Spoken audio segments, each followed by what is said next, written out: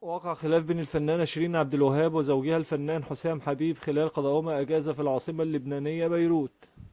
تفاصيل الواقعة: بعد قضاء سهرة في ملهى الفندق المقيمين به، نشب خلاف كبير بينهما في لوب الفندق، ووصل الاشتباك بالأيدي، مما دفع حسام للتعدي عليها بالضرب أمام الجموع الموجودين حينها، الأمر الذي استدعى تدخل أمن الفندق لإنهاء المشاجرة بينهما وفض الاشتباك.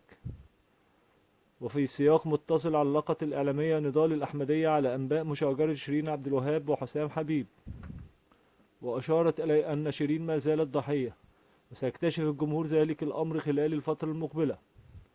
والسؤال الذي يطرح نفسه هو: أين الإدارة حولها؟ وأين إدارة أعمالها التي تمنع التصوير أو تسحب منها السيجار حتى لا يصورها الجمهور بالكاميرات والهواتف أثناء تدخينها؟ من كان جالسا بجوارها أثناء تناولها السيجار أمام الكاميرات؟ وانتشر خلال الأيام القليلة الماضية مقطع فيديو ظهرت فيه خلاله شيرين ممسكة بالسيجار بيديها وتغني في ملهى ليلي برفقة حسام حبيب، الذي ظهر في الفيديو ممسكا بالشيشة مع الأصدقاء.